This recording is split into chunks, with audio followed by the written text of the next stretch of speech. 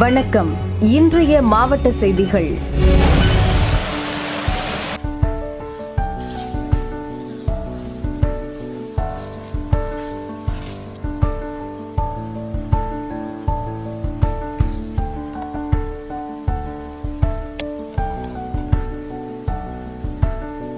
நீலகிரி மாவட்டம் பந்தலூரில் இருந்து 12 கிலோமீட்டர் தொலைவில் கிளர்ன் ராக் பழங்குடியின கிராமம் உள்ளது. அடர்ந்த காட்டுப்பகுதிக்கு நடுவில் அமைந்துள்ள இந்த பகுதிக்கு செல்ல சாலை மற்றும் வாகன வசதி கிடையாது. வழியில் யானை, சிறுத்தை உள்ளிட்ட வனவிலங்குகள் பகல் நேரத்திலும் உலா வரும். பழங்குடியின மக்கள் மட்டும் நடந்து வந்து தங்களுக்கு தேவையான பொருட்களை வாங்கி செல்வது வழக்கம். வெளியூர் ஆட்கள் யாரும் இந்த பகுதிக்கு செல்ல முடியாது. இந்நிலையில் SIR விண்ணப்பங்களை வழங்க வாக்குச்சாவடி நிலை அலுவலர்கள் கிராமத்திற்கு செல்ல முடியாத சூழல் ஏற்பட்டது. இதுகுறித்து நவம்பர் 14ஆம் தேதி தினமலரில் படத்துடன் செய்தி வெளியிடப்பட்டது. அதைத் தொடர்ந்து கலெக்டர் லட்சுமி பவ்யா தண்ணீரு அறிவுரைப்படி VAO மாரிமுத்து, உதவியாளர் சிவகுமார், வாக்குச்சாவடி நிலை அலுவலர் சுனிதா ஆகியோர் கிராமத்தில் சிறப்பு முகாம் நடத்தினர். ஆபீசர் சுமார் 8 கிலோமீட்டர் தூரம் வனப்பகுதிக்கு சாலை வழியாக நடந்து சென்றது குறிப்பிடத்தக்கது. விண்ணப்பங்களை வழங்கி விவரங்களை சேகரித்தனர். மேலும் வாக்களிப்பதன் முக்கியத்துவம் குறித்து எடுத்துரைக்கப்பட்டது. அதிகாரிகள் வனப்பகுதி வழியாக நடந்து சென்று தங்களுக்கான விண்ணப்பங்களை பெற்று விவரங்களை தெரிவித்து சென்றது தங்களுக்கு மகிழ்ச்சியை ஏற்படுத்துவதாக பழங்குடியின மக்கள் தெரிவித்தனர்.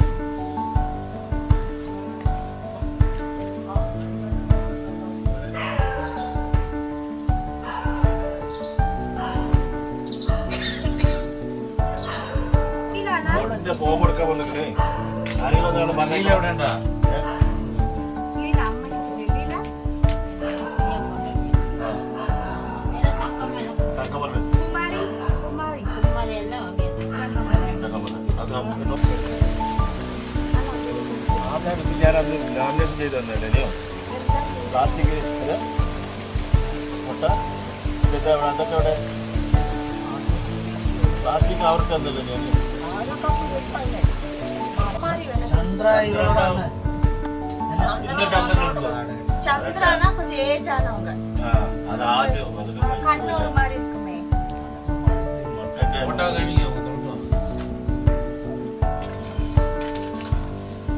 இந்த குமாரி பந்தல்ல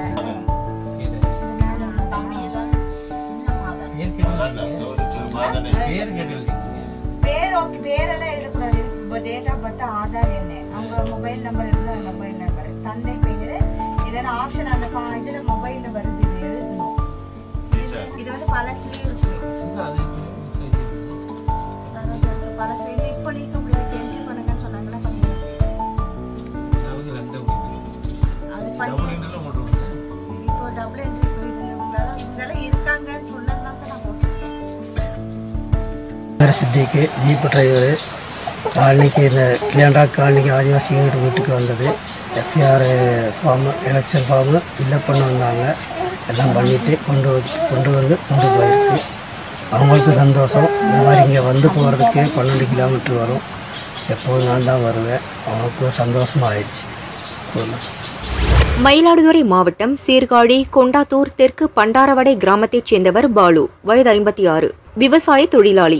சைக்கிளில் இவர் கதிராமங்கலம் கிராமத்திற்கு வந்துவிட்டு ஊர் திரும்பி உள்ளார். கதிராமங்கலம் கடை வீதியில் அதிவேகமாக வந்த 2 வீலர் மோதியதில் பாலு காயமடைந்தார். அந்த வழியே வந்த பிற்படுத்தப்பட்டோர் நல அமைச்சர் மெய்யநாதன் காரை நிறுத்தி காயமடைந்த பாலுவை தன்னுடன் வந்தவர்களின் காரில் ஏற்றி சிகிச்சைக்காக மயிலாடுதுறை அரசு ஹாஸ்பிட்டலுக்கு அனுப்பி வைத்தார்.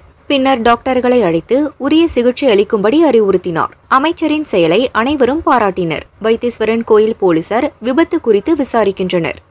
திருச்சி திருவெரும்பூர் அருகே தனியார் திருமண மண்டபத்தில் மக்கள் நீதி மய்ய கட்சியின் மண்டல அளவிலான ஆலோசனை கூட்டம் நடைபெற்றது. கட்சியின் தலைவர் கமல்ஹாசன் நிர்வாகிகளுக்கு ஆலோசனை வழங்கினார். எலெக்ஷனை நோக்கி நகர்ந்து கொண்டிருக்கிறோம். பூத் கமிட்டி பற்றி பேசியிருக்கிறோம். எங்களுடைய அலையன்ஸ் கட்சிகளை பற்றி பெருமையும் அதனால் ஏற்பட போகும் நன்மையும் பற்றி சொல்லியிருக்கிறேன். ஏன் அலையன்ஸ் என்பதை அவர்களுக்கும் விளக்கியிருக்கிறேன். உங்கள்கிட்டையும் சொன்னேன், அதை புரியல. பல பேர் பல விதமாக பிரித்து சொல்லுகிறார்கள். காலையில் ஸ்னேகன் வீட்டு விழாவிலையும் அதை நான் சொல்லியிருக்கேன். அதே தான் உங்களுக்கும் செய்தி. அதெல்லாம் உங்ககிட்டயா பேசிட்டு இருக்கிறது. திருவள்ளூர் மாவட்டம் செங்குன்றம் பாலவாயலைச் சேர்ந்தவர் கருணாகரன், வயது 65. இவர் தள்ளுவண்டியில் பழ வியாபாரம் செய்து பிழைப்பு நடத்தி வருகிறார். இவரது ரேஷன் கார்டில் அதிகாரிகளின் மெத்தனத்தால் வருமான வரி 2 லட்சம் ரூபாய் கட்டுவதாக பதிவு செய்துள்ளனர். இதனால் ரேஷன் கடையில் கருணாகரனுக்கு ரேஷன் அரிசி உள்ளிட்ட ரேஷன் பொருட்கள் வழங்க மறுக்கின்றனர். ஹாஸ்பிட்டல் செல்ல மருத்துவ காப்பீடு அட்டைக்கு பதிவு செய்ய மறுக்கின்றனர். இதுகுறித்து மாவட்ட அதிகாரிகளிடம் முறையிட்டும் பதிலில்லை. அதனைத் தொடர்ந்து கலெக்டர் அலுவலகத்தில் கருணாகரன் மனு அளித்தார். அந்த ஏரியாவில் போய் ரேஷன் கார்டு போய் கேட்டோம்னா உங்களுக்கு ஐடி கார்டு சொல்கிறாங்க. எங்களுக்கு கொடுக்க வேண்டிய அரிசிலாம் கொஞ்சம் கம்மியாக தான் வருது. 1000 ரூபா வரணும், அதுவும் வரல. 6000 ரூபா வரல சரியாவே. அதுக்கப்புறம் கேட்டோன்னா என்ன சொல்கிறாங்க, நீங்கள் வந்து வாங்குறீங்க, நல்லா வசதியாக தானே இருக்கிறீங்க, நீங்கள் உங்களுக்கு என்ன இருக்குது, மாதம் சரி காப்பீடு திட்டத்தில் வந்து கேட்டோம்னா உங்களுக்கு வந்து ஐடி கார்டு இது அப்படின்றாங்க. இது சரின்ட்டு ஒரு 1000 ரூபாய்க்கு வந்து பெட்டிஷன் போட்டு அந்த முகாமில் போட்டோம்னா வருமான வரி உங்களுக்கு ஏகப்பட்ட வருமான வரி கட்டுறீங்க, மாதம் 2 லட்சம் ரூபாய்க்கு கட்டுறீங்க அப்படின்னா நான் எங்கே போய் இது பண்ணுறது? நான் வருமான வரி கட்டு தான் தூக்கு போடு சாவர் தான் எனக்கு தெரியல. நான் தள்ளுவண்டியில் வியாபாரம் பண்ணுறேன். 6 மாதம் பொழப்பு இருக்கும், 6 மாதம் பொழப்பு இருக்காது. கிழங்கு வேர்களை போட்டு வைக்கிறேன். அதுலேருந்து கும்படி பிடிக்காரன் இலாவருக்காரன் லாரி நிறைய தந்து 3 கிலோ 50 ரூபா, 1.5 கிலோ 50 ரூபான்னு விற்கிறேன். நான் என்ன தைக்க, நான் 25 ரூபா கிழங்கு போட்டு நான் 40 ரூபாய்க்கு விற்று நான் எப்படி முதல்ல எடுக்க முடியும்? 1.5 கிலோ அவன் தோட்டத்துலேருந்து எடுத்துகிட்டு வரான். நான் மார்க்கெட்டில் கோயம்பேட்டிலேருந்து வாங்கி விற்கிறேன். நான் எப்படி அதில் சாப்பிட முடியும்? வாடகை கொடுக்கணும், நான் சாப்பிடணும். ஒரு பொண்ணு வந்து வாழாது வந்து வீட்டில் இருக்கு. டேக்ஸ் நான் எங்கே கட்டுவேன் நீங்களே சொல்லுங்க.